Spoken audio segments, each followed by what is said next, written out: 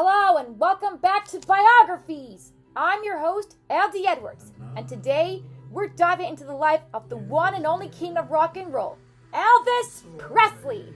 Got questions? Hold on to those thoughts because I know a thing or two about Elvis that'll make this episode one to remember. Now, we all know Elvis as the king, the legend behind timeless hits, but he wasn't born to fame. Like every icon, his story began humbly. Well, of course, every singer has to be a baby at least once in their time. Let's roll it back to 1935 to East Tupelo, Mississippi, where a baby named Elvis Aaron Presley came into the world on January 8th. Born in a two-room house built by his father, Elvis had simple beginnings.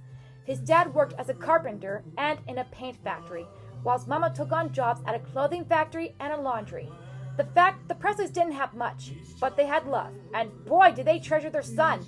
Elvis and his mom were especially close, sharing their own special language as a bond of love.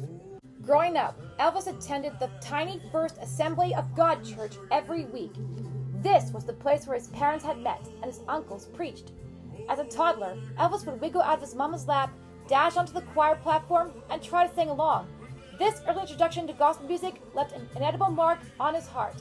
However, despite his love for music, he was shy, rarely singing outside of church. But at 10, his teacher nudged him to enter a talent contest at the Mississippi-Alabama Fair and Dairy Show. He sang a simple tune about a boy and his dog and earning 5th place. Not bad, huh?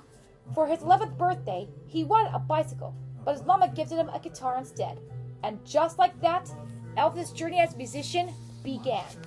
Elvis taught himself to play, strumming that guitar during school lunches, and eventually performing at church. On Saturday nights, like so many families, the Presley family turned their radio to the Grand Ole Opry, sparking Elvis' dream of one day performing on its stage. Years later, as a teenager, his family moved to Memphis, Tennessee. Here, Elvis soaked in a meddling pot of sounds: rhythm and blues, country, western, gospel, bluegrass, and loved every bit of it. After high school, while working on odd jobs, he recorded a song at a local studio as a surprise for his mama. But his singing didn't stop there. Nope. It did not at all. In 1954, Elvis recorded a revolutionary track called That's All Right at the same studio. The sound, a blend of country and blues, was something totally new.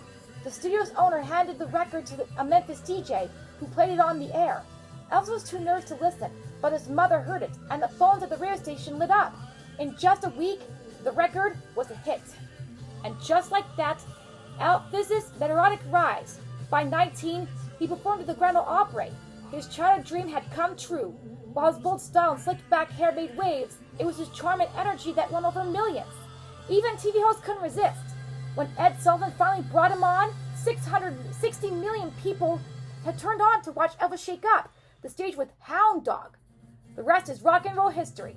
Elvis broke barriers, blending genres and creating a sound all his own. He became a movie star, a philanthropist, and of course, a devoted family man. Even though his life was tragically cut short, his legacy lives on. Elvis Presley passed away on August 16th in 1977 at the age of 42, but his influence remains undeniable. Today, fans flock to Graceland, his beloved home, to celebrate the boy who once hesitated to sing in public but grew into a legend. He will forever be remembered as the king of rock and roll. That's the story of Elvis Presley. Whether you're a lifelong fan of or new to his music, there's no denying the impact of the king. This is L.D.E signing off from Pittsburgh. Until next time, keep dreaming your dreams and maybe add a little Elvis to your playlist.